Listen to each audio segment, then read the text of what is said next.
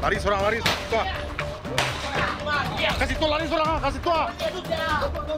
Petugas kepolisian terpaksa melepaskan tembakan peringatan saat para pelaku mencoba kabur dari sergapan polisi.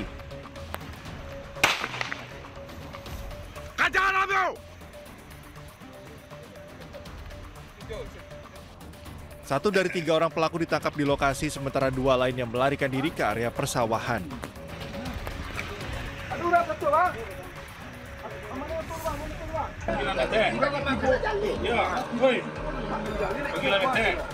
Salah satu pelaku yang ditangkap merupakan residivis kasus perampokan yang kali ini diduga menjadi otak di balik sindikat pencurian kendaraan roda 4.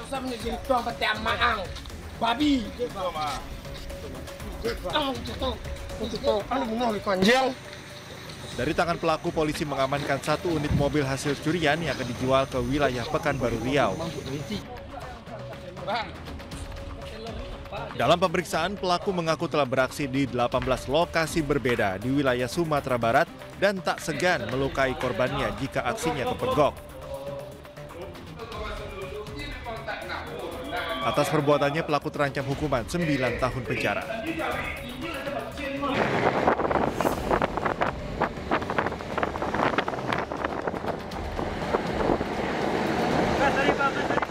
Masih dari Padang, Sumatera Barat, petugas Satpol PP melakukan razia balap liar di halaman balai kota. Kedatangan petugas membuat sejumlah remaja kocar kacir saat asik menggelar aksi balapan liar.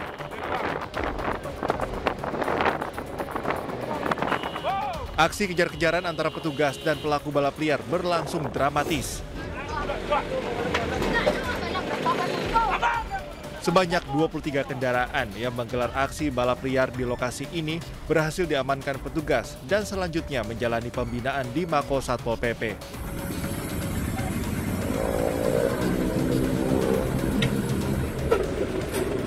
Razia Kamtibmas balap liar dan tawuran ini dilakukan berdasarkan laporan dari masyarakat sekitar yang sudah resah dengan ulah sejumlah remaja yang melakukan aksi balap liar di halaman kantor Wali Kota Padang. Tim Liputan iNews melaporkan.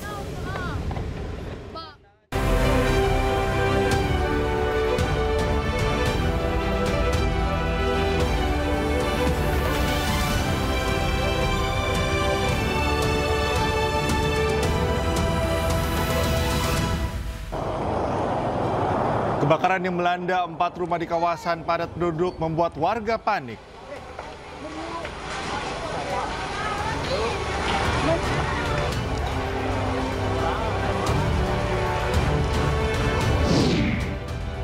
Presiden Prabowo tegaskan eratnya hubungan Indonesia dan Cina telah terjalin sejak ratusan tahun silam.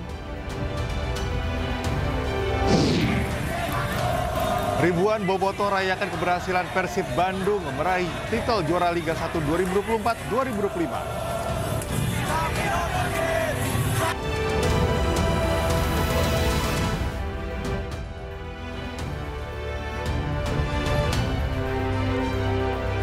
Halo, selamat pagi pemirsa. iNews Pagi kembali hadir melengkapi informasi Anda pagi hari ini. Iya, selain 3 berita utama tadi, sejumlah informasi menarik lainnya juga telah kami siapkan untuk Anda bersama saya, Cikal Multazam. Dan saya Syafaati Suryo, inilah iNews Pagi selengkapnya.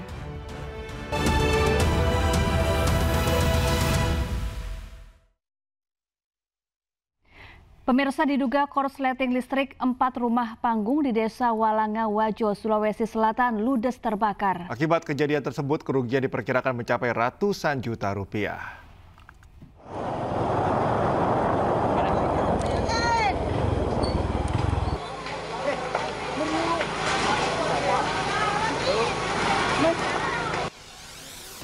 Inilah detik-detik ketika api membakar 4 rumah warga di permukiman padat penduduk di Desa Walanga, Kabupaten Wajo, Sulawesi Selatan pada Sabtu malam.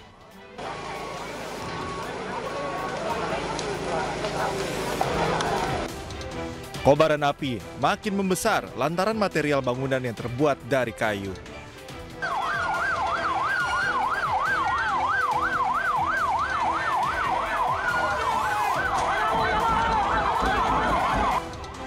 Kejadian ini membuat warga panik, namun berkat usaha petugas damkar Wajo bersama warga akhirnya api berhasil dipadamkan dan tidak menyebar ke rumah lainnya.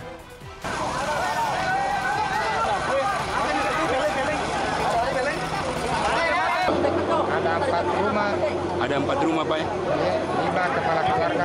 5 kepala penyebab kebakaran, Pak?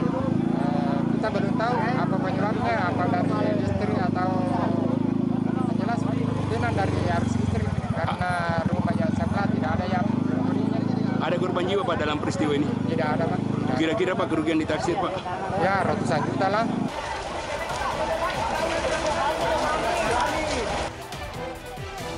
Penyebab kebakaran diduga akibat korsleting listrik dari salah satu rumah. Tak ada korban jiwa dalam insiden ini, namun kerugian mencapai ratusan juta rupiah.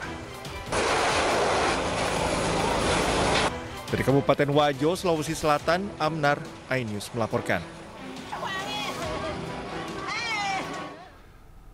Tim SAR gabungan telah menemukan seluruh korban tanah longsor di Desa Depok, Kecamatan Bendungan Trenggalek. Mereka ditemukan di lokasi yang berdekatan dalam kondisi meninggal dunia.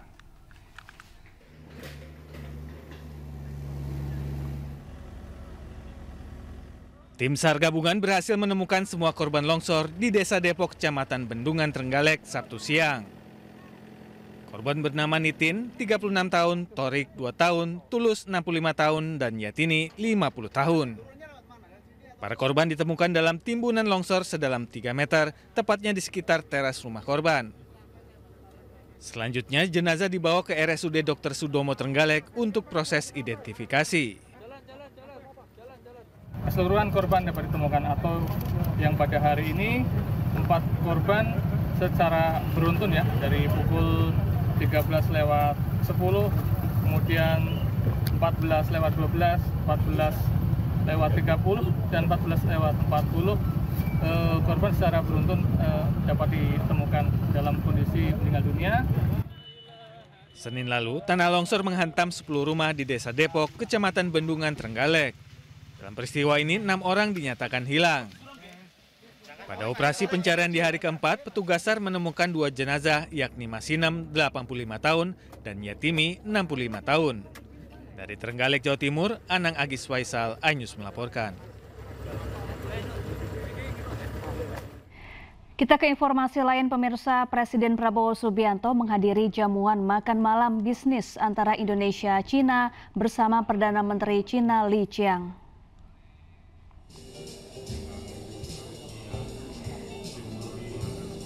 Jamuan ini juga dihadiri Kadin Indonesia sebagai mitra strategis dan wadah kegiatan investasi dan ekonomi Indonesia. Turut hadir 60 pengusaha Cina dan 100 pengusaha Indonesia. Kedua perwakilan negara membahas 8 sektor prioritas dalam kerjasama bilateral.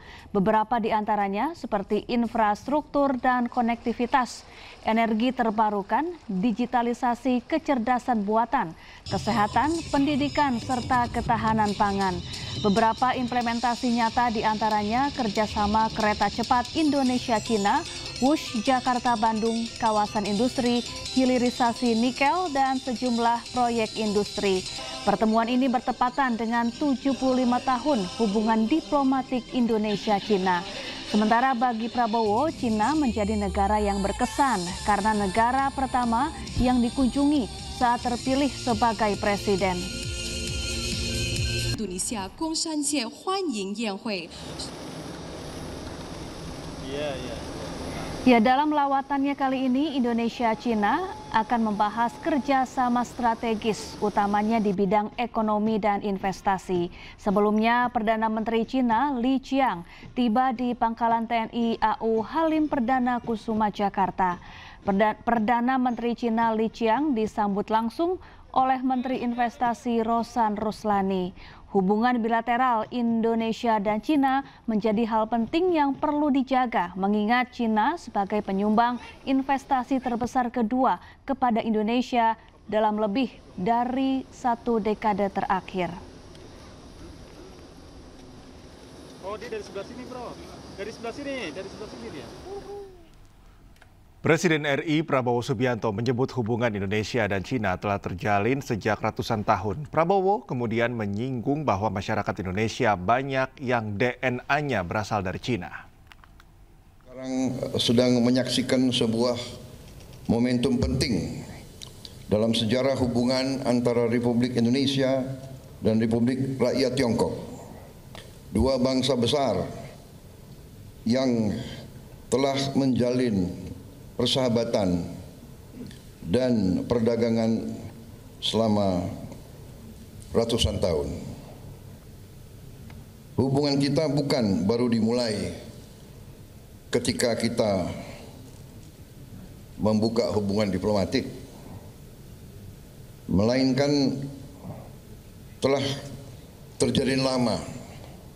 Bukti hubungan kita terdapat dalam prasasti-prasasti di seluruh bangsa dan negara kita. Pelayaran Laksamana Cheng Ho ke Nusantara sampai sekarang dikenang dan terdapat banyak monumen-monumen terhadap kunjungan tersebut. Bahkan juga hubungan antara rakyat kita sangat erat.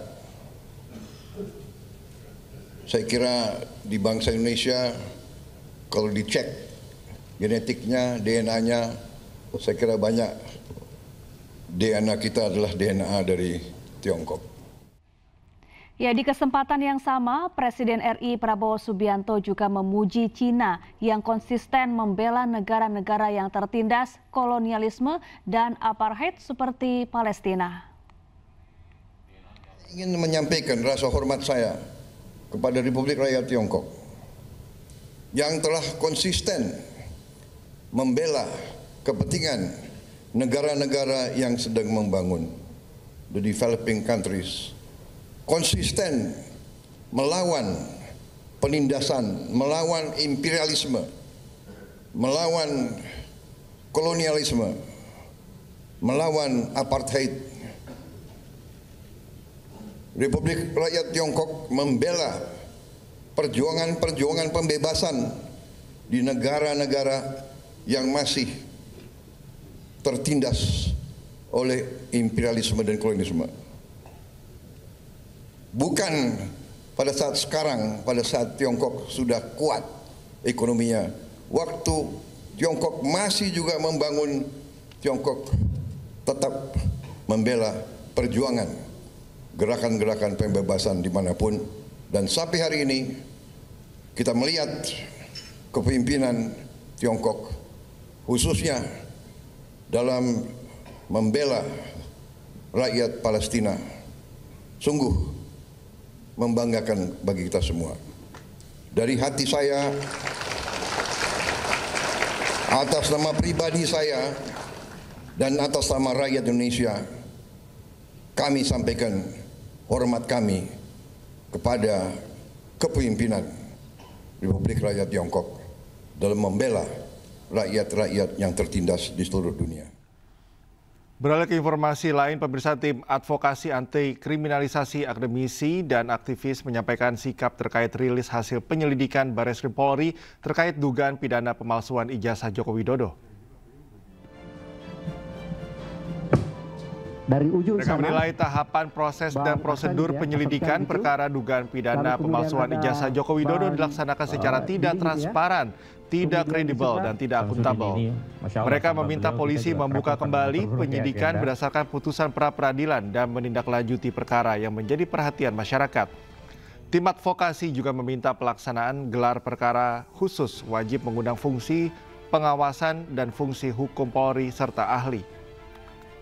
Pakar telematika Roy Suryo menyatakan tetap ragu dengan keaslian. Pertama, bahwa tahapan, proses, dan prosedur penyelidikan perkara dugaan pidana pemalsuan ijazah saudara Joko Widodo dilaksanakan secara tidak transparan, sepihak, tanpa melibatkan peran serta masyarakat, padahal penyelidikan perkara dugaan pidana pemalsuan ijazah saudara Joko Widodo bermula dari adanya aduan masyarakat atau DUMAS yang dilakukan oleh Dr. Egy Sujana SHMSI dari tim pembela ulama dan aktivis atau TPUA. Kedua, bahwa pengumuman hasil penyelidikan perkara dugaan pidana pemalsuan ijazah saudara Joko Widodo yang pada pokoknya menyatakan ijazah yang dimiliki saudara Joko Widodo identik dan penyelidikan perkara dugaan tindak pidana pemalsuan ijazah saudara Joko Widodo dihentikan tidak sesuai dengan tahapan, proses, dan prosedur penanganan perkara pidana dengan pendekatan Scientific Crime Investigation atau SCI yang selama ini menjadi acuan Kapolri Jenderal Pol Listio Sigit Prabowo dalam menangani sejumlah perkara yang menyita perhatian publik. Politisi Ali Mohtar Ngabalin menyebut kasus ijazah Presiden ke-7 RI Joko Widodo merupakan proyek dengan anggaran sangat besar. Tenaga ahli kantor staf Presiden era Jokowi tersebut juga menyebut ada dalang di kasus ijazah palsu ini. Tahu loh, ini saya tahu siapa-siapa yang berteriak di sini kan saya tahu. Siapa itu? Ya di depan mata ini kan saya tahu. Oh si Anu dulu pernah datang sama saya. Kenapa Jokowi beginikan saya, Li? Oh ini saya tahu semua saya lihat. Kok bagaimana? Ya mumpung ditutup poin siapa itu? Jadi saya juga paham semua. Kan? yang dibalik itu kalau yang muncul di media kan kita tahu. Nah yang dibalik itu makanya yang saya bilang tadi siapa? Orang-orang ini kan cuma dihitung dengan jari saja siapa-siapa gini. Hampir every day, setiap menit, setiap jam, setiap detik. Itu artinya berarti sebenarnya ada orang di balik mereka-mereka ini. Ini saya sudah tulis. Proyek ijazah palsu itu adalah proyek uang besar. Bertahun-tahun. Berapa tahun coba itu? Sejak berapa tahun? Ya. Masa nggak selesai? Masa nggak habis-habis? Itu emang duitnya seberapa besar sampai nggak habis-habis? Pasti banyak lah. Ada sampai triliunan? Pasti banyak. Kalau Indonesia urusan yang begitu kan sudah sangat profesional. Saya karena ya Mas Pong ya, kan kita guru besar ini profesor, bukan provokator ini. Jadi saya tidak bisa, saya hanya bisa berteriak di sini ya kalau diperlukan, kalau enggak saya nulis.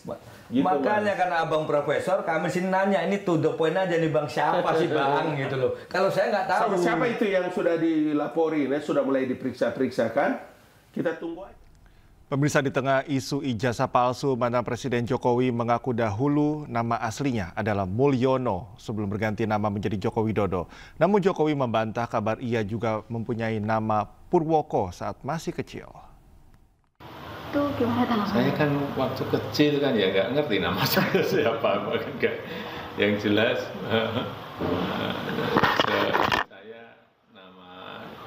kecil saat itu Mulyono karena sakit-sakitan, itu pun diceritain oleh orang tua bahwa namanya dulu Mulyono, kemudian karena sakit-sakitan diganti menjadi Joko Widodo. Udah tahu saya. Umur berapa ini Pak? Nggak tahu juga, tapi sebelum SD lah. Sebelum SD. Kok bisa berganti Pak? Kok bisa berganti? Ditanya orang tua saya. Berarti yang Purwoko itu memang belum tahu. Kita ke informasi lain pemirsa, Persib Bandung menutup laga terakhir Liga 1 dengan kemenangan dramatis saat menjamu Persis Solo. Kemenangan 3-2 menutup pesta gelar juara Liga 1 Persib Bandung musim ini.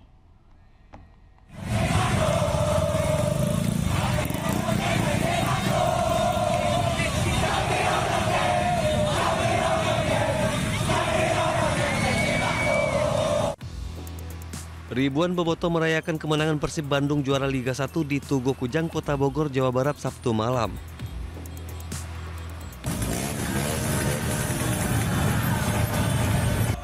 Euforia berlangsung meriah dengan menyalakan kembang api, flare dan mengibarkan bendera Persib. Para bobotoh tumpah memadati jalan hingga membuat arus lalu lintas di seputaran Istana Bogor mengalami kemacetan panjang. Jadi kita lagi meraih kemenangan Persib Bandung, oke? Konvoy ya, tadi kan kita udah nobar, sekarang ikut konvoy nyampe malam, nggak tahu nih sampai mana, soalnya sini macet banget ya, karena Persib lagi menang bos, juara.